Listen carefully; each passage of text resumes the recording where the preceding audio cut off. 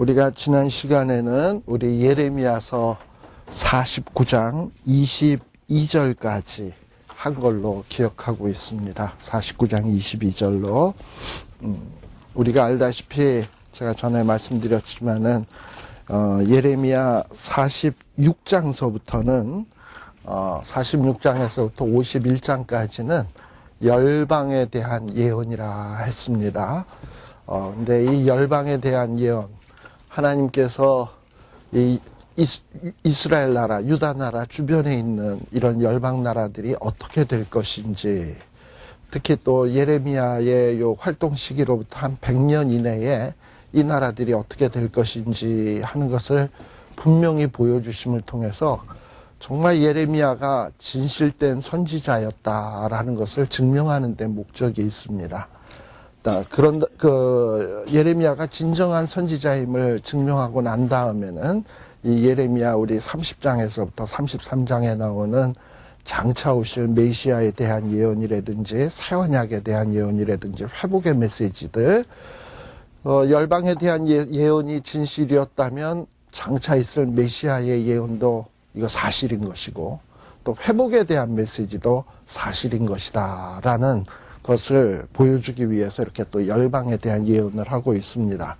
근데 이 열방에 대한 예언은 우리가 알다시피 46장에서는 애굽으로 시작을 해가지고 51장에서는 그 바벨론 멸망에 대한 얘기로 끝이 나게 됩니다.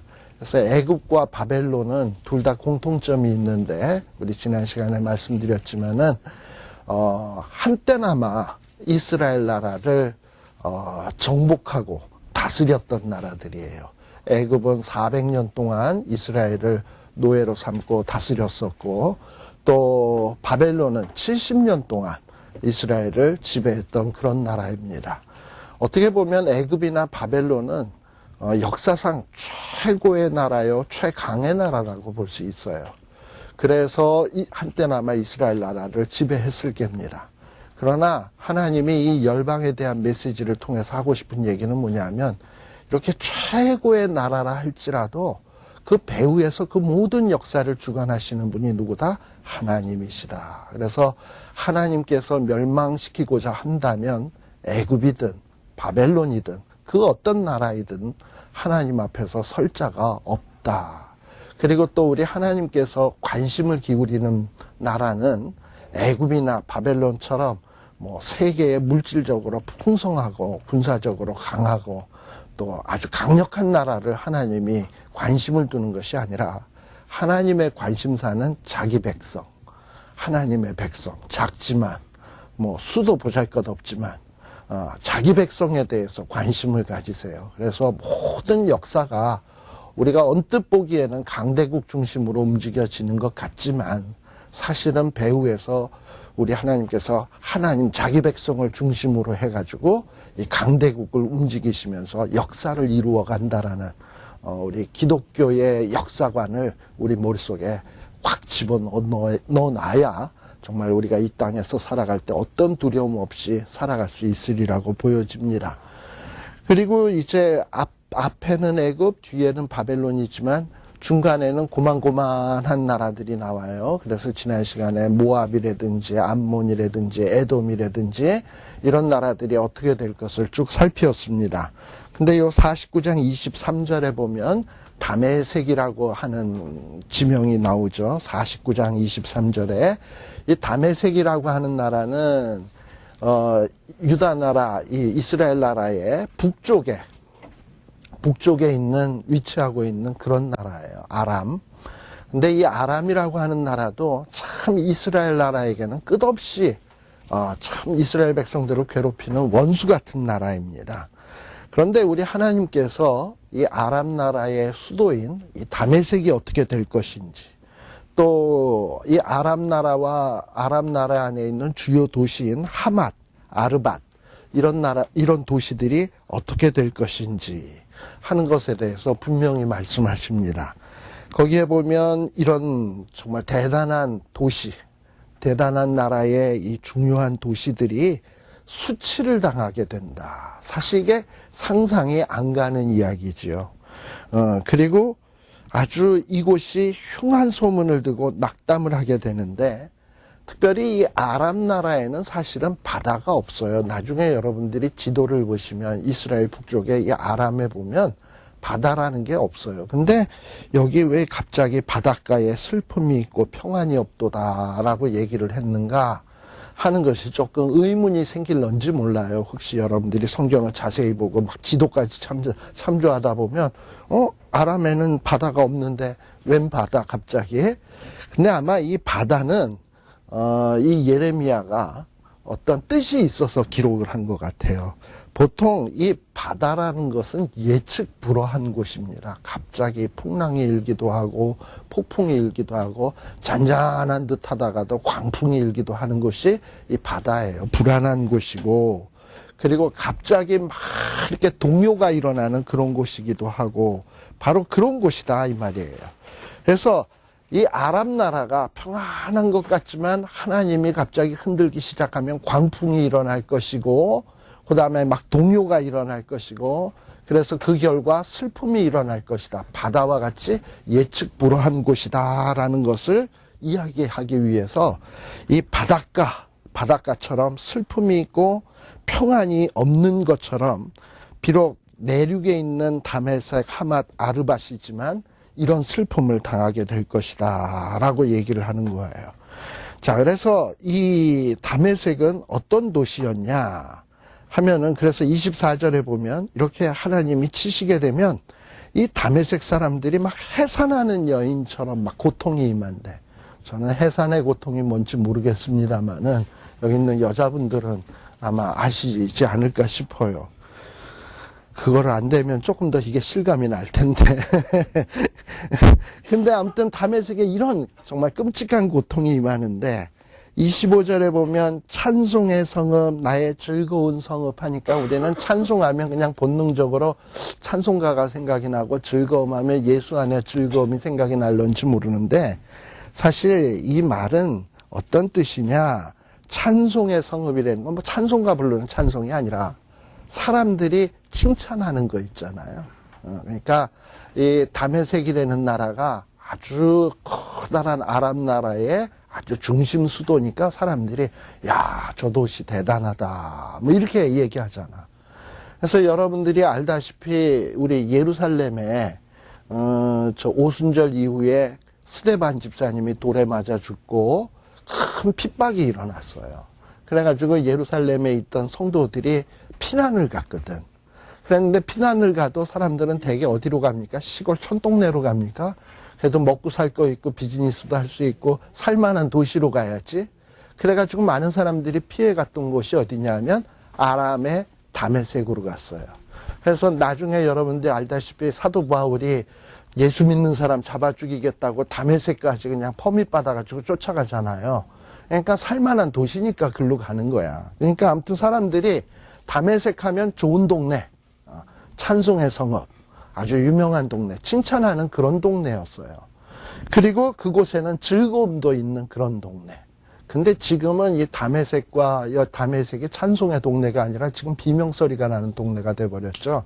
요즘 그 시리아가 한참 그 핍박하잖아요.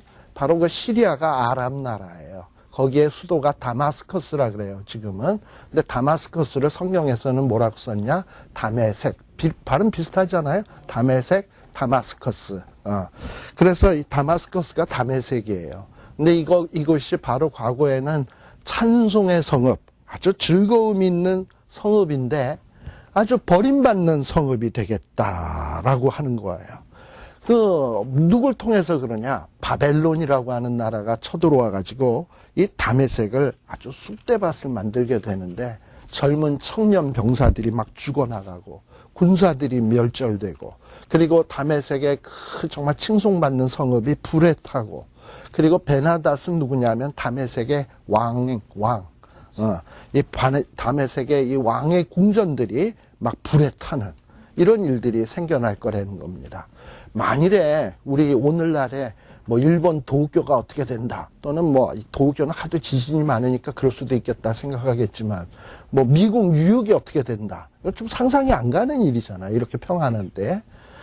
근데 이런 도시가 만일에 어떤 예레미야 같은 사람이 턱 나타나서 이 도시가 불과 몇 년 내에 어떻게 될 것이다 예언을 했는데, 그러면 그 얘기를 하면 사람들이 귀담아 듣겠습니까? 저 양반 헛소리하고 앉았어 이러고 있잖아. 근데 진짜 그런 시간이 지나서 그 예언한 시점이 딱 됐을 때 그런 일이 일어난다. 그러면 그 예언자를 다시 보겠지. 그죠? 네. 그 다음에 나오는 나라들이 뭐냐면 게달과 하솔이에요. 이 게달과 하솔이라고 하는 나라는 어떻게 보면 이건 나라라기보다는 부족국가와 같은 동네예요.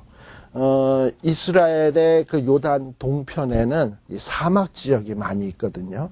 사막 지역이 있어가지고 거기에는 보통 낙타나 이런 것 타고 뭐 이렇게 머리에다가 이렇게 두건 같은 거 쓰고 이렇게 뭐 아라비아 상인같이럼 뭐 이렇게 유목민 이러면서 물건들 뭐 이쪽에다가 저쪽에다가 팔아먹고 또는 약대 키우고 이러는 사람들, 소위 베두인이라고도 얘기하는 이런 사람들인데, 바로 이 게달과 하솔 사람들은 그런 사람들입니다. 그런데 이런 사람을 그래서 동방자손이라고 얘기를 해요. 근데 이들의 삶의 모습이 유목민과 같은 삶을 살기 때문에 이들이 귀히 여기는 것들이 뭐냐, 29절에 보면 장막, 양떼, 휘장, 약대 뭐 이런 것들이 다 유목민들에게 소중한 재산들 아니겠습니까? 근데 이 양반들이 저 동쪽 지방에서 저 서쪽에 있는 이집트까지 왔다 갔다 하면서 물건들 팔아먹어 가지고 굉장히 부를 많이 축적한 나라들입니다. 그리고 이 사람들은 어떤 사람들이냐 하면은 31절에 보니까 사막에 주로 살고 있었기 때문에 뭐 사막에 누가 그 땅을 차지하겠다고 쳐들어오겠습니까? 그죠? 그러니까는 전쟁을 모르는 민족들이야. 그리고 또 지들에게 안전한 곳에 항상 이동하면서 살기 때문에 그렇게 뭐 남에게 약탈을 당하거나 뭐 빼앗기거나 이런 일이 없는 자들이에요. 그래서 늘 이 사람들은 어떻게 사는 사람이냐? 평안하게, 염려 없이 이런 사는 사람들이에요. 그런데 우리 하나님께서는 이렇게 평안하게 염려 없이 장사하면서 부를 축적하던 이런, 좀 누가 보면은 이런 사람들은 절대 멸망할 리가 없다. 뭐 세상이 망해도 이런 사람들은 살아남을 거다. 이렇게 생각하는 사람들조차 우리 하나님이 뭐 하냐면은 치시겠다는 거예요. 누굴 통해서? 바벨론 사람들을 통해서 이들을 치시겠다. 이렇게 해서 치게 되면 어떻게 되느냐? 29절에 보면 그들이 소중히 여겼던 장막이라든지 또는 양떼라든지 휘장, 모든 기구, 그리고 그들이 장사해서 벌었던 모든 소유들, 귀한 소유들이 다 빼앗기게 되고, 그리고 여태까지는 평안하게 염려 없이 살았는데 이들에게 사방에 그냥 두려움이 막 밀려오기 시작을 하는 거야. 예.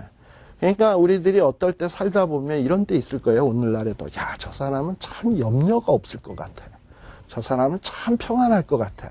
왜냐하면 돈도 뭐 이렇게 걱정할 만하지 않게 충분히 있고, 또 배울 만치 배웠고, 애들 공부 잘하고, 말 잘 듣고, 그리고 뭐 집 있고, 비즈니스 튼튼하고, 뭐 정말 튼튼하고 뭐 저 집은 걱정이 없을 것 같아요. 복 받은 집이다라고 생각할런지 모르지만, 만일에 하나님이 그런 자도 하나님이 손을 거두시면, 오른손으로 꽉 의로운 오른손으로 붙들면 그런 평안이 계속 되겠지만, 손을 딱 놓는 그 순간에는 사방의 두려움이 몰려오는 거는 이게 시간 문제인 거예요. 그러니까 이 게달, 하솔 이런 사람들도 지리적으로나 뭐 여러 가지 여건적으로 보면 평안하고 염려 없는 이런 민족이지만, 저런 민족은 망할 리가 없다고 생각한 그런 민족이지만 하나님이 치시겠다는 거예요. 그러니 후일에 이런 나라들이 망하는 모습을 보면서, 야, 저 나라도 정말 예레미야가 뭐 쫄딱 망한다 그랬는데 진짜 망하네. 이런 걸 보면서 무슨 생각을 하겠어요, 이스라엘 백성들이. 아, 예레미야는 대단한 양반이구나. 그의 예언은 정말 대단하구나. 해서 32절에도 보면 이 게달 하솔 사람들의 약대에 다 노략이 돼요. 많은 가축 다 탈취를 당해요. 특별히 머리털을 모지게 깎은 자들. 이건 뭔지 모르겠어. 머리털을 뭐 저는 간혹 보면 요즘 미국에도 보면 옆에 쫙 하고 여기만 이렇게 남기고 무슨 닭털 모양 남기고 다니는 사람들 있잖아요.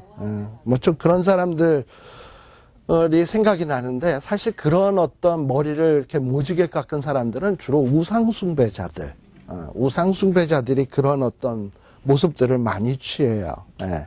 자, 그런데 이렇게 우상숭배하면서 그러나 뭐 유목민 생활하면서 평안하게 살았던 자들도 하나님이 다 흩어버리고 재난을 각 방향에서 그냥 다 오게 하겠다. 자, 이 말이 누구의 말이냐? 여호와의 말이다라고 얘기를 하는 거예요. 그러니까 사람들은 이런 여호와의 말씀이 처음 들려졌을 땐 믿지 않았을 거예요. 저런 나라가 왜 망해? 사막인데 누가 쳐들어온다고? 에이, 천만의 말씀 하고 콧방귀도 안 꼈을 거야. 예레미야의 말에. 그러나 시간이 지나니까 진짜 바벨론이 침투해 들어오기 시작하니까 게달, 하솔, 뭐 그냥 추풍낙엽처럼 넘어지기 시작을 하는 거죠. 자, 그 다음에 34절에 보면 엘람이라고 하는 나라가 나옵니다. 엘람. 요 엘람이라고 하는 나라는 어떤 나라냐 하면은 BC 8세기, 그러니까는 지금으로부터 예수님 오시기 전 한 700년에서 한 800년 전 사이에는 이 엘람이라는 나라가 굉장히 강력한 나라였어요. 굉장히 힘이 있고 대단한 나라였는데, 아수르에 의해서 이 엘람이라는 나라가 완전히 그냥 침략을 당해서 힘이 그냥 팍 줄어들어 버렸어. 그래가지고 아주 찌그러뜨렸는데, 이 엘람이라는 나라가 그래서 후일에는 어느 나라에 복속이 되느냐 하면 메데와 바사, 메데와 페르시아 나라에 복속이 돼가지고 합병이 돼가지고 이 메데, 페르시아, 엘람이라고 하는 나라가 후일에 바벨론을 공격하는 그 나라가 되는 거예요. 우리는 바벨론이 어느 나라에 망한다라고 여태까지 배워왔냐면 페르시아에 망했다, 바사에 망했다라고 얘기를 하는데, 사실 바벨론을 공격할 때 페르시아 나라 한 나라만 공격을 한 게 아니야. 페르시아가 중심된 나라이긴 하고, 그 다음에 메데 나라, 그 다음에 또 여기에 조그만 나라들이 또 여럿 있어요. 그 중에 하나가 누구냐면 엘람이라고 하는 나라도 있어요. 근데 이 엘람 사람들은 주로 뭘 잘하는 사람들이냐면, 전쟁을 하면 활을 기가 막히게 쏴, 들. 그래서 이 주몽처럼 활을 잘 쏘는 사람들이 바로 이런 사람들이고, 또 이 엘람의 수도는 어디냐면 수산이라 그래가지고 여러분들 에스더서에 보면 수산궁이라고 나오죠. 바로 그 땅이 엘람의 땅인 거예요. 근데 그 엘람이 페르시아랑 합병이 되면서 나중에 그게 페르시아 땅이 돼버린 거지. 원래는 엘람의 이 거처였어요. 자, 그런데 바로 이제 이 엘람에 대한 얘기가, 수상궁이 그 엘람이라는 BC 8세기만 하더라도 이 수산이 엘람에 속해 있던 땅인데, 나중에 메데파사와 합병되면서 페르시아에 그게 됐고, 에스더서의 배경은 바로 그 수상궁을 배경으로 벌어지게 되는 거죠. 자, 그런데 이런 엘람에 대한 예언이 언제 주어졌냐? 시드기야가 즉위한 지 오래지 아니해서. 자, 시드기야는 총 몇 년 동안 왕노릇 하느냐 하면 11년간 왕노릇을 합니다. 그죠? 자, 그러니까 시드기야가 왕이 된 지 얼마 되지 않았으니까 이스라엘 나라가 이제 유다 나라가 망하려면은 시드기야가 왕이 된 지 얼마 되지 않았으면 한 10년 정도, 한 9년 정도 남아있다는 얘기죠. 예. 9년 정도 남아있는, 그러니까 뭐 시드기야가 11년. 시드기야가 왕이 된 다음에 한 1, 2, 3, 4년 안에 요 엘람에 대한 메시지가 주어지게 된 거야. 자, 근데 이때 이 엘람이 메데파사와 연합이 되어 있는 그런 시기거든요. 그러니까는 이런 나라가 망한다? 뭐 좀 이게 좀 감이 아직 오지 않은 상황인데, 근데 하나님이 뭐라 그러냐? 엘람의 힘에 으뜸되는 뭐를 꺾는다? 활을 꺾는다. 그래서 아까 엘람 사람들이 활을 잘 쏘기 때문에 하나님께서 아무리 활을 잘 쏴도 엘람의 힘에 으뜸이 되는 이 궁수들의 활을 다 꺾어버리겠다. 그리고 하늘의 사방으로부터 바람을 일으켜서 사방으로 흩어버리겠다라고 얘기를 하는 거예요.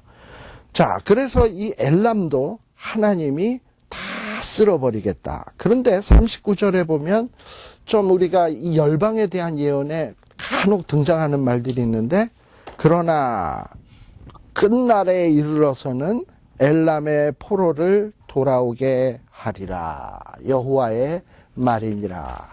돌아온다라는 건 어디로 돌아온다는 얘기냐면 하나님께로 돌아오는 자들이 있을 거라는 얘기예요. 아마도 이걸 생각하면 후일에 그 에스더서를 좀 연상시키게 돼요. 모르드게와 에스더로 말미암아서 유대인들이 죽을 뻔했다 살았잖아요. 그리고 하만이라고 하는 못된 친구가 이스라엘 백성들을 괴롭히고, 그리고 나중에 오히려 자기가 쓴 계략에 의해서 처참하게 죽는 것들을 이 엘람이 그 수상궁 주변에 있는 사람들은 다 봤을 거 아니야. 그렇잖아요. 그러면서 뭘 깨달았겠습니까? 아, 이스라엘의 하나님이 진짜 하나님이로구나 하는 것을 깨닫지 않았겠어요? 예. 그렇다면 여러분들 그 에스더나 모르드게 같은 사람은 고향 땅에 살던, 이스라엘 땅에 살던 사람도 아니고 이방 땅에서 살던 사람들인데, 그들이 정말 죽으면 죽으리라, 그리고 하나님 앞에 신실함을 보임을 통해서 많은 주변에 있는 요 엘람의 후예들에게 하나님이 얼마나 대단한 하나님인지를 보여준 것 아니겠습니까? 그리고 그들로 하여금 하나님을 두려워하게 하고 훗날 말일에 돌아오도록 했다면, 에스더와 모르드게 같은 사람은 그야말로 정말 타향살이를 하면서도 복의 근원으로 산 사람이지. 그죠? 예. 어떻게 보면 그렇다면 우리도 그와 같은 사람이 돼야 되지 않을까 하는 생각이 든다 이 말이죠. 우리는 한국을 떠나와서 세계의 최강대국이라고 하는 미국에서 살고 있습니다. 근데 이 미국에서의 우리의 존재는 소수민족이고, 뭐 백인들이 우리 보면 뭐 껍벅 죽나요? 뭐 한인타운도 뭐 한 구역으로 해주니 두 구역으로 해주니 뭐 정말 뭐 동네 북처럼 지네 마음대로 편리한 대로 막 이러고 하는 소수민족인데, 근데 이런 데서 우리들이 신앙생활 잘하고 우리를 통해서 하나님의 능력과 역사가 나타나고 이런다 보면 주변 사람들이 보고서 뭐라고 얘기하겠습니까? 아, 저들은 참 쥐뿔도 없는데 신앙생활은 참 열심히 해가지고 참 하나님의 축복을 받네, 참 희한한 일이야 하면서 궁금히 여기면서 그들이 하나님을 두려워하게 된다면 우리들이 그게 복의 근원의 역할을 감당하는 것이다 이 말이에요. 자, 그 다음에는 드디어 이제 50장에 보면 바벨론이 등장을 하게 됩니다. 바벨론. 그래서 예레미야로 바벨론과 갈대아인의 땅에 대해서 하신 말씀이다 라고 얘기를 해요. 바벨론 하면 이 당시에 최고의 나라야, 최강의 나라, 최고 부자인 나라, 최고 그냥 영향력 있는 그런 나라예요. 그러니까 이런 상황 속에서 이스라엘 백성들이 바벨론이 망한다, 이거는 상상도 할 수 없는 일이에요. 오늘날로 친다면 미국이 10년 안에 망한다라는 소리와 똑같은 거예요. 그러니까 믿을 수 없는 일이고 정말 도저히 받아들일 수 없는 얘기인데, 하나님이 예레미야를 통해서 뭐를 얘기하냐? 바벨론도 망한다라는 얘기를 하는 거예요. 근데 이 바벨론 망한다라는 얘기를 이게 언제 한 얘기냐 하면은 여러분들이 51장 59절을 한번 보세요. 자, 이 바벨론에 대한 얘기를 글로 썼거든요. 예레미야가 글로 써가지고 이거를 바벨론에 보내요. 바벨론이 어떻게 될 것이다라는 걸 보내는데, 이것을 언제 보내냐? 시드기야 왕 4년에 보내요. 그러니까 시드기야가 왕이 된 지 4년 되었을 때. 자, 요때가 어떤 때였냐면 우리 이미 공부했습니다만 예레미야 27장에 보시게 되면, 잠깐 한번 또 돌아가 봅시다. 예레미야 27장에 보시게 되면 시드기야 왕은요, 왕이 된 다음에 어떻게 해서든지 자기의 나라를 바벨론에서 벗어나 보려고 아주 용을 써요, 용을. 용을 쓰는데, 그때에 전에 제가 27장에 나오는 1장 1절에 나오는 말씀이 27장 1절이 여호야김이 아니라 시드기야라고 제가 말씀드렸죠? 예. 바로 시드기야가 즉위한 지 오래지 아니하여서, 저 아까 시드기야 왕이 몇 년? 4년. 그러니까 오래지 않은 거지, 그죠? 오래지 아니했을 때 그때도 하나님이 예레미야에게 말씀이 임했는데 뭐라 그랬냐면, 예레미야 보고 뭐라 그랬냐면, 너는 바벨론에게 항거하지 말고 줄과 멍에를 만들어 가지고 예레미야가 이렇게 메고 다니면서 뭐라 그러냐면, 바벨론에게 항복해라.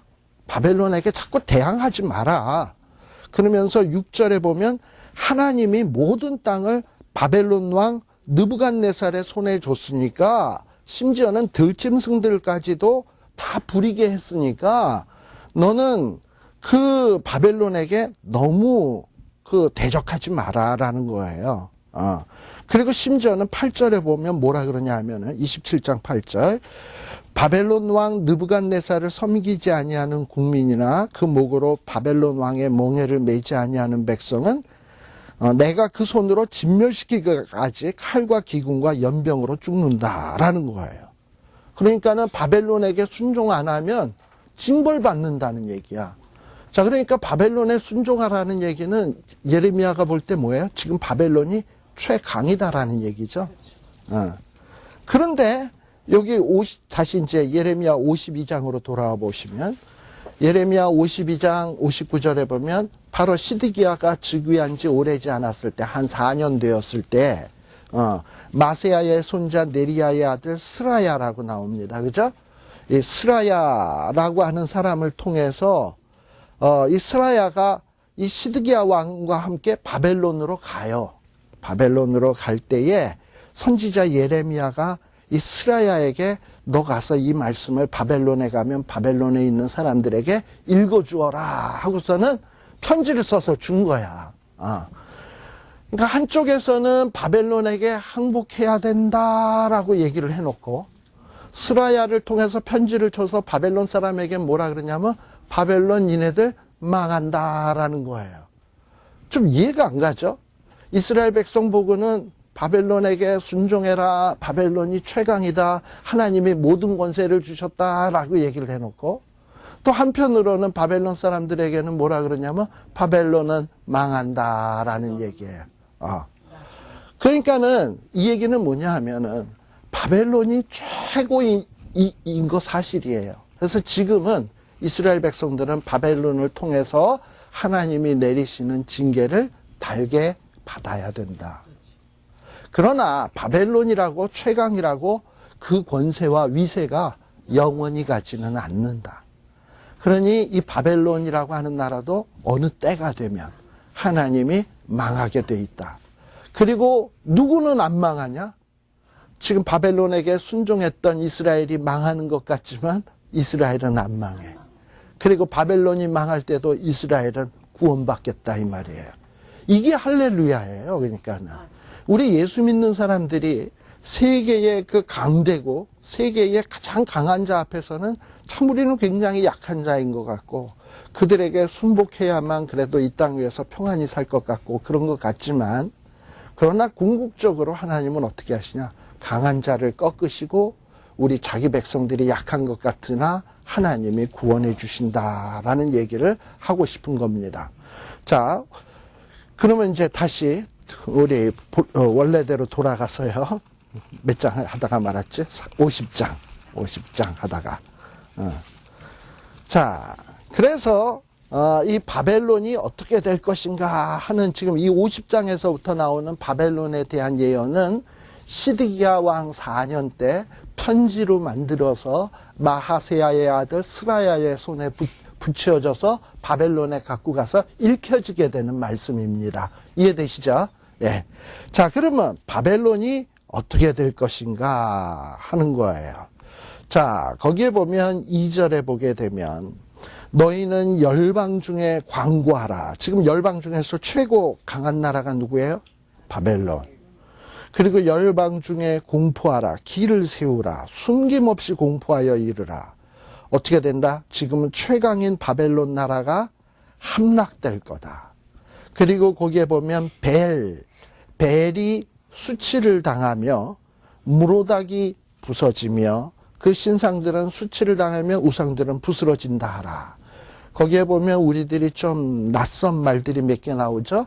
벨이 뭐냐? 이거 띵동 하는 벨은 아닐 테고, 이 벨은 뭐냐? 원래 벨을 바알은 아 발음이죠. 예, 이게 바알이라고 하는 말은 우상을 가리켜서 바알이라고도 하고, 이 바알이라는 원래 뜻은 뭐냐면 로드라는 뜻이 있어요. 주 또는 허스번, 남편이라는 뜻도 있고요. 그래서 이 벨은 뭐냐면 일종의 이 바벨론의 주인이야, 주인. 바벨론의 주인신 벨, 바알과 같은 신이야. 바벨론의 바알이라고 보시면 돼, 벨. 원래 이 바벨론은 다신교거든요. 아누라고 하는 신이 있는데, 아누, A-N-U, A-N-U, 아누라고 하는 신은 하늘을 다스리는 신. 그 다음에 벨은 뭐냐면 아까 제가 로드라 그랬죠. 벨은 이 지상세계를 다스리는 신. 그 다음에 에아라고 EA, 영어의 알파벳 ABCD E하고 A, 이아라고도 발음하고 에아라고도 발음하는데, 이아라고 하는 신은 이 지하 또는 바다, 속 이런 걸 다스리는 신이야. 근데 바벨론은 지상의 나라잖아. 그러니까 그 바벨론을 다스리고 있는 신은 누구냐면 벨이야, 벨. 천상의 세계가 아니니까. 그런데 이런 벨에, 이 바벨론의 주인 되는 이 벨이라고 하는 신이 수치를 당하고, 이 무로닥은 뭐냐면 바벨론의 왕가의 이름이에요. 이 바벨론의 왕가가 완전히 부서지며, 또 그들이 섬기던 신상들은 완전히 수치를 당하고 우상들은 부서진다. 이런 걸 보고 뭐라 그래요? 망했구나. 이렇게 얘기를 하는 거죠. 망한 거지. 근데 이런 나라가 어떻게 망하냐? 3절에 보면 한 나라가 북방에서 나오는데, 이 북방에서 나오는 한 나라는 누구냐면 바벨론을 무너뜨리는 페르시아를 지금 가리키는 거예요. 페르시아라고 하는 나라가 쳐들어와서 이 바벨론을 황폐케 하고 그 중에 거하는 자가 없게 만들 것이고, 심지어 짐승들도 다 도망가게 만들 거다. 그러니까 바벨론을 아주 황폐화시키겠다는 거예요. 근데 그렇게 되게 되면 4절에 보면 어떤 일이 벌어지느냐? 이스라엘은 돌아오게 된다라는 거예요. 자, 지금 이 편지가 언제 바벨론에 가서 바벨론에게 읽혀진다고요? 시드기야 왕 4년에. 이미 시드기야 왕 4년에는 이미 바벨론의 포로로 잡혀간 이스라엘 백성들이 있어요, 없어요? 있지요. 우리가 알다시피 이미 벌써 1차 포로, 2차 포로는 이루어진 때예요. 언제가 1차 포로냐? 알다시피 여호야김 왕 때. 여호야김 왕 때 애굽하고 바벨론의 전쟁이 꽝 벌어졌을 때 바벨론이 애굽을 확 이겨 먹었거든. 그게 갈그미스 전투 기억나시죠? 그러면서 이 유다 나라가 누구의 손아귀로 들어갔냐면 그동안에 애굽의 손아귀에 있다가 바벨론의 손아귀에 들어가면서 바벨론 왕이 여호야김을 믿지 못하니까 왕들, 귀족의 자제들을 다 잡아갔어요. 그때 잡혀간 사람이 다니엘, 사드락, 메삭, 아벳느고 뭐 이런 사람들이 잡혀갔어요. 그리고 난 다음에는 또 이제 언제 또 포로로 잡아갔냐 하면 여호야김이 죽고 그 여호야김 다음에 여호야긴 그 아들이 3개월 동안 왕 노릇했는데 이것도 바벨론의 마음에 들지 않으니까 바벨론 왕이 여호야긴을 포로로 잡아갔어요. 그때 포로로 잡아갈 때 사람들이 누구냐 하면 목공, 대장쟁이, 석공, 기술 있는 사람들을 또 다 잡아갔어. 그러니까 이미 그때 잡혀간 대표적인 인물이 누구냐 하면 에스겔 같은 사람이에요. 그러니까 그런 사람들은 바벨론에 잡혀오면서 무슨 생각을 했을까? 이렇게 강력한 나라에게 이미 우리가 포로로 잡혀왔는데 우리가 과연 고향으로 돌아갈 수 있을까? 그러고선 맨날 뭐 해요? 타양살이 몇 해던가 손꼽아 헤어보니 이러면서 그발강가에 앉아서 에스겔처럼 눈물만 뚝뚝 흘리면서 뭐 강물은 흘러갑니다 하고서 뭐 이러고 쳐다보고서 멍하니 있었을 거 아니에요. 그랬는데 무슨 예레미야가 보낸 사람이라는 사람이 와가지고 무슨 메시지를 전한다 그러면서 무슨 메시지를 전하느냐 하면 한 북방에서 한 나라를 일으켜서 이 강한 나라를 하나님이 그냥 확 쓸어버리시고 그리고 쑥대밭이 되고 그리고 어떻게 되느냐 4절에 보니까 정말 믿기 어려운 얘기가 나오는데 이스라엘 백성들이 돌아오게 될 것이고 그 다음에 유다 자손도 돌아오게 될 것이며, 돌아올 때는 이스라엘 백성들이 감격스러워 울기도 할 거고, 어떤 사람은 천부여 의지 없어서 손들고 옵니다, 회개하는 마음으로 올 것이고, 이러면서 하나님 앞에 돌아오는 회복의 날이 있다라는 메시지가 탁 증거되는 거지. 그러니까 이 증거의 말씀을 들었을 때 믿기는 어렵지만 좋은 얘기야, 나쁜 얘기야? 좋은 얘기죠. 믿기는 어렵지만, 믿어질 수 없는 얘기지만, 설마 그렇게 되면야 얼마나 좋아. 그냥 뭐 이렇게 희망사항이지, 이제 이러고 있는 거지. 그런데 진짜 70년이 지나고 나니까 진짜 한 나라가 일어나더니 이렇게 막 무너뜨리는 모습을 보면서, 야, 바벨론이 무너지는구나. 상상도 못했던 말이에요. 그래서 여러분들 알다시피 요한계시록 18장에 보면 무너졌도다, 무너졌도다, 큰 성 바벨론이요 하고 나오는 거 아시죠? 예. 그러니까 무너질 리가 없다고 생각을 했는데 무너지는 거야.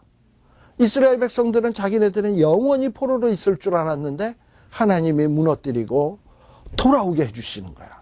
자, 이런 걸 체험하는 사람들은 신앙이 좋아질 수밖에 없겠죠. 예. 자, 이러면서 이스라엘 백성들이 돌아오게 되며, 또 돌아오면서 시온을 향하여 길을 물으며 말하기를, 오라, 잃어버리지 아니할 영영한 언약으로 여호와와 연합하자 하리라. 자, 이 영영한 언약이 뭔지 기억나시죠? 예레미야 30장에서부터 우리 33장에 하나님이 가만 보니까는 옛 언약으로는 도저히 이스라엘 백성들이 희망이 없거든. 왜냐하면 옛 언약의 구원의 방법이라는 것은 뭐냐면 순종해야 축복받고 구원받는 거예요. 근데 순종을 통해서 구원받고 축복받을 사람이 세상에 있냐? 없단 말이지. 그러니까 우리 하나님이 순종은 누가 하고, 그리고 율법을 이루는 건 누가 하고? 예수님이 하게 하고, 그리고 예수님이 또 우리의 죄까지 대신 담당하고 죽으셔서 우리 죄값도 치러버리고, 우리는 뭐만 하면 돼? 예수님을 믿기만 하면 돼. 그러면 우리는 예수님이 순종한 율법, 우리도 다 순종한 게 돼버리고, 또 죄값 예수님이 치렀으니까 내 죄값도 다 치른 것이 돼버리고, 그래서 영원히 지워지지 않을 언약으로 우리는 하나님의 백성이 되고, 또 하나님은 우리의 하나님이 되신다 이 말이에요. 이 일이 이루어질 것을 얘기하고 있는 거예요. 참 믿기 어려운 얘기를 지금 벌써 하고 있는 거예요. 시드기야 왕 4년 때. 도저히 상상될 수 없는 상황에. 그러니까 우리 하나님의 언약은 이 약속의 말씀을 딱 받을 때는 어떠하냐 하면은 정말 믿기가 어려워. 왜냐하면은 여러분들, 우리가 예수를 믿으면 우리가 정말 천사도 흠모할 만한 존귀한 존재가 된다. 이게 말이 되나요? 예수 믿은 거가 뭐 그렇게 어렵다고 믿었다고 해서 천사가 나를 흠모해? 이게 좀 감이 안 오지. 또 하나님은 이 세상의 어떤 나라보다도 나같이 미천한 사람을 사랑한대. 이게 이해가 돼요? 안 되지. 그러니까 참 믿기가 어려운 얘기예요. 그래서 세상 사람들은 이 믿음의 도를 흔한 것이라고 얘기를 합니다. 십자가의 도가 믿지 않는 자들에게는 미련한 것이요, 그러나 믿는 자들에게는 하나님의 능력이 됨이라. 그래서 우리가 이것을 믿고서 시간 지나 보면, 나중에 돼 보면, 어이구야, 내가 예수 믿은 게 이렇게 귀한 일이었어? 내가 세상에서 했던 일 가운데서 제일 잘한 일이 예수 믿은 일이네? 분명히 입으로 그렇게 고백하게 될 거예요. 예. 그리고 내가 예수 믿음으로 말미암아 이런 존재가 되다니 깜짝 놀라게 될 거예요. 그러면서 막 정말 하나님이 베풀어 주신 은혜에 송구스러워 가지고 내가 쓰고 있는 면류관 뭐 이런 거 있으면은 뭐 그냥 감당이 안 돼서 면류관 가지고 주 앞에 드리고 하면서 주 앞에 드리면서 찬송 드릴 날이 오게 된다 이 말이죠. 하나님이 지금 이 약속을 하고 있는 거예요. 참 믿기 어려운 때에. 자, 그러면서 뭐라고 얘기하냐. 근데 이스라엘 백성들이 일단은 어디로 가야 돼요? 바벨론으로 가야 돼. 바벨론으로 가서 일단 70년의 포로 생활은 해야 돼. 자, 근데 이스라엘 백성들이 이렇게 바벨론에 잡혀가고 세계 만방으로 흩어지는 이유는 무엇이냐? 6절에 보시게 되면 내 백성은 잃어버린 양떼로다. 자, 왜 이렇게 잃어버리게 되었냐? 그 목자들이 그들을 곁길로 가게 했다라고 돼 있어요. 이스라엘의 목자 하면 이 목자는 누구냐 하면 이스라엘을 지도하던 자들, 왕, 제사장, 선지자 이런 사람들이야. 왕은 솔선수범해서 우상숭배하지. 선지자들은 너네들 절대 바벨론에 망할 리가 없어. 우리는 하나님의 택한 백성이야. 우리에겐 율법이 있어. 성전이 있어. 걱정하지 마 이러면서 거짓말로 이스라엘 백성들을 속였어요. 그리고 망한다고 하는 예레미야를 핍박했어요. 그러면서 백성들을 미혹해 하고 잘못된 길로 인도했습니다. 또 제사장들은 어떠하냐? 성전에서 이미 얘기했습니다만 재물 팔고선 돈 버는 데만 급급했어요. 그러니 이런 자들 밑에서 백성들이 어떻게 올바른 길을 가겠습니까? 다 곁길로 갈 수밖에 없지. 자, 그래서 이 산 저 산으로 다니면서 양떼들이 길 잃어버려서 방황하게 되는데, 자, 이 방황하다 보니까 방황하는 이스라엘을 만나는 자들, 7절.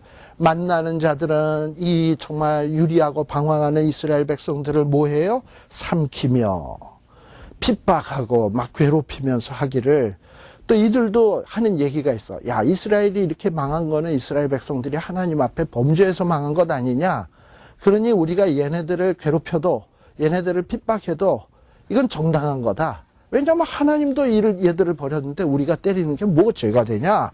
하면서 우리는 무죄하다. 뭐 이러면서 이스라엘 백성들을 핍박하는 거예요. 근데 그 중에 하나가 누구냐면 바벨론 사람들이라 이 말이죠. 자, 그런데 바벨론 사람들은 그런데 적당히 이스라엘 백성들을 괴롭혔어야 되는데 심하게 괴롭혔거든. 그래서 하나님이 이제 바벨론을 심판하게 되는데 뭐냐? 8절에 바벨론이 망하게 될 때에 하나님은 바벨론에 있는 이스라엘 백성들에게 말을 합니다. 너희는 바벨론 가운데서 도망하라. 갈대아 땅에서 나와라. 때에 앞서가는 수염소 같이 하라. 여러분들 염소들 떼지어서 막 달려가는 거 보셨죠? 근데 제일 앞서가는 놈이 대장이거든. 근데 서로 대장 되려고 수염소들은 서로 경쟁 본능이 있잖아. 얼마나 열심히 달려? 그러니까 달려 도망 나오기를 어떻게 달려 도망 나와라? 1등 되기 위해서 수염소가 그냥 막 씩씩대고 달리는 것처럼 달리라 이 말이야. 자, 왜 이제 바벨론이 멸망할 때에 9절에 보면 하나님이 어떻게 멸망시키냐? 큰 연합국. 아까 제가 바벨론을 멸망시킨 나라는 페르시아, 메데, 엘람, 기타 또 여러 산악 민족들이 있다 그랬어요. 그 연합국이 북방에서 일어나서 바벨론을 치게 될 것이다. 그래가지고 그들이 그냥 활을 쐈다 그러면 절대 헛방은 없어. 다 가서 그냥 명중을 팍팍팍 한다는 거야. 그리고 바벨론의 갈대아 땅이 약탈을 당하게 되고, 그리고 약탈하는 자마다 만족하대. 너무나 많이씩 약탈을 해가지고. 근데 이게 누구 말이에요? 여호와의 말이다. 그러니까 이 일은 반드시 이루어진다, 안 이루어진다? 이루어진다. 근데 왜 이렇게 바벨론을 하나님이 극심하게 약탈을 하고 이들을 핍박하느냐? 이게 은혜예요. 11절. 나의 산업을 노력하는 자여. 나의 산업을 노력하는 자가 누구냐? 바벨론이야. 근데 이 바벨론이 왜 이렇게 약탈을 당할 수밖에 없냐면 하나님의 산업이 누구냐면 우리야. 하나님의 백성, 이스라엘 백성. 근데 이스라엘 백성들을 노력하고 약탈을 했으면 하나님이 가만히 있지 않겠다는 거예요. 나의 산업을 노력하는 자여. 그 바벨론 사람들이 이스라엘 백성들을 막 노력을 하면서 이스라엘 백성들을 핍박하면서 막 즐거워하고 기뻐하며 곡식가는 송아지같이 뛰며 힘센 말같이 울면서 신이 났어. 그러나 하나님은 어떻게 하시냐? 나의 산업을 노력을 했기 때문에 하나님이 바벨론을 치겠다. 그게 12절이죠. 바벨론 너희 어미가 이제 수치를 당하고 너희를 낳은 자가 치욕을 당하고 그리고 너희 땅이 광야와 마른 땅과 사막이 될 것이고 또 여호와의 진노로 거미 넘는 온전한 황무지가 될 것이다. 바벨론으로 지나는 자마다 모든 재앙을 놀라며 비웃으리로다. 그래서 이런 말씀을 여러분들이 이게 이스라엘에 대한 얘기, 바벨론에 대한 얘기로구나.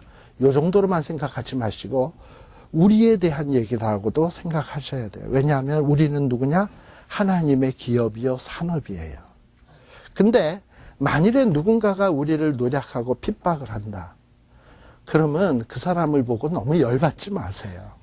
뭐라 그러냐. 하나님의 산업을 노력하는 자요. 이러고선 생각하면 긍휼히 여기게 돼, 그를. 불쌍해요.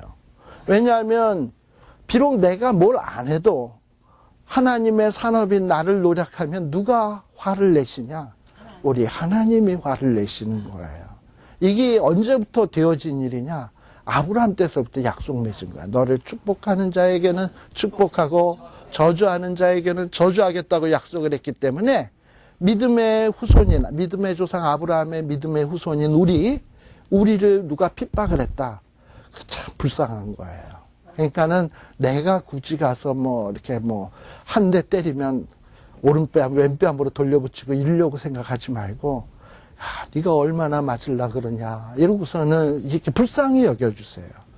그러니까 성경에 보면 원수를 사랑해라 라는 얘기도 어떤 이런 말씀이 밑바탕이 되면 원수는 우리 예수님이 기도하실 때 보면 그랬잖아. 저들이 하는 일을 저들이 알지 못하는 거잖아. 지금 이 하나님의 산업을 노력하는 게 이게 얼마나 무서운 건데 이거를 갖다가 지금 나를 괴롭힌다? 몰라서 그러는 거거든.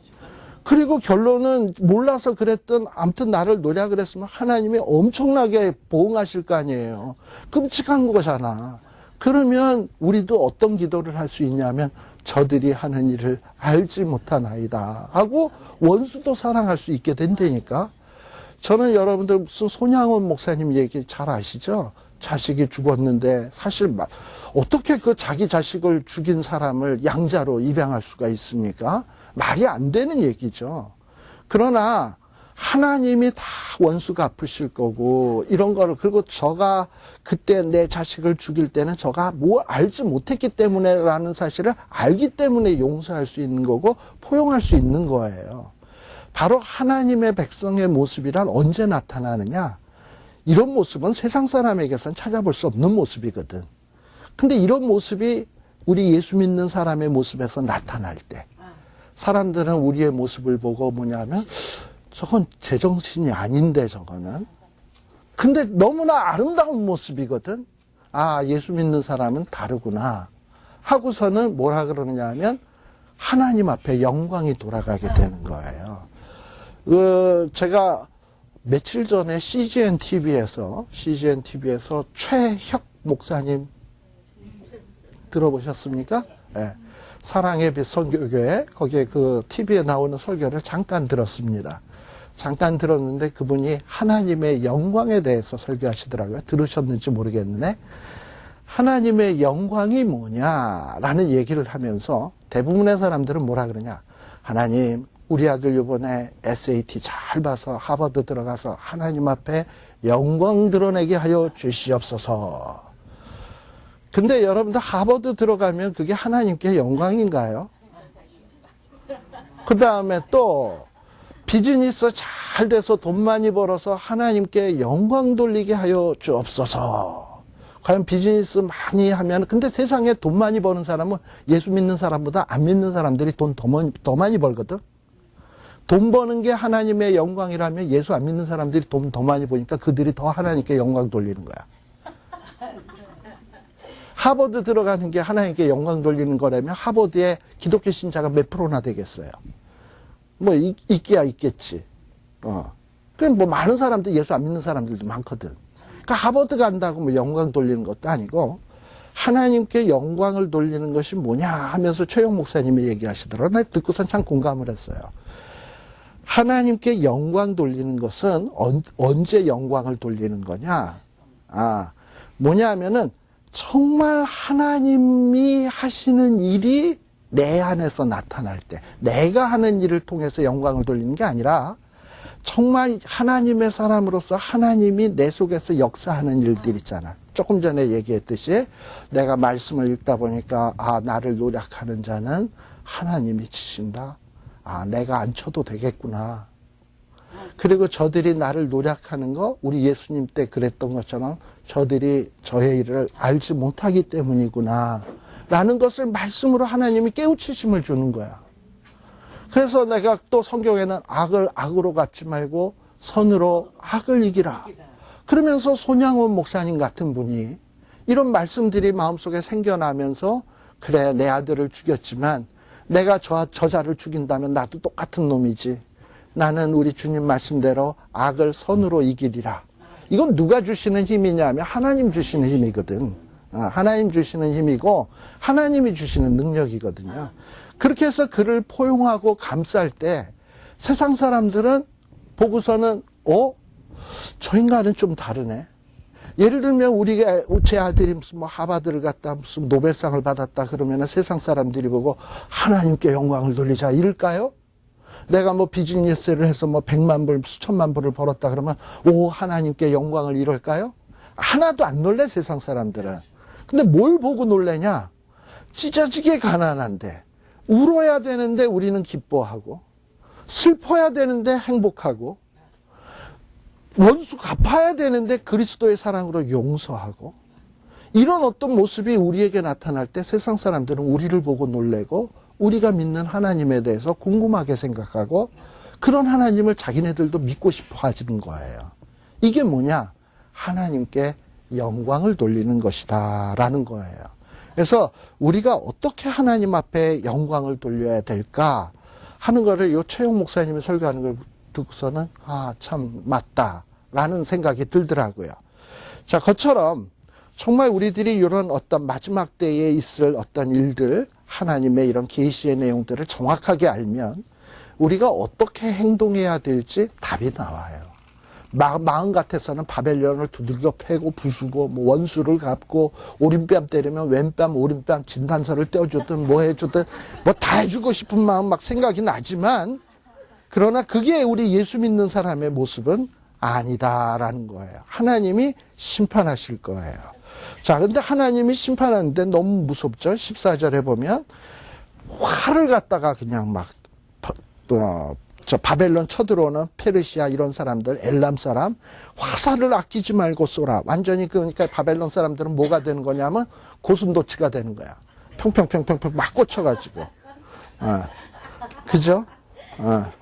그 다음에 15절에 보면 보장이 무너졌고 이거 성벽 같은 거 성벽이 훼손되고 하나님이 원수 갚겠다는 거예요. 누구의 원수를 갚습니까? 하나님의 백성, 하나님의 산업을 노력한 원수를 하나님이 갚아주시겠다는 거예요. 그리고 어떻게 되느냐. 자, 사실 이스라엘은요. 그리고 또 어떻게 되느냐. 거기에 보면은 파종하는 자와 추수 때에 낫을 잡은 자를 바벨론에서 끊어버리리라. 사실 인간에게 있어서 가장 복된 순간이 언제냐? 씨 뿌리고 추수하는 것. 그리고 낫질을 할 때. 보통 우리가 뭐라 그럽니까? 농부들이 하는 노래를 뭐라 그러죠?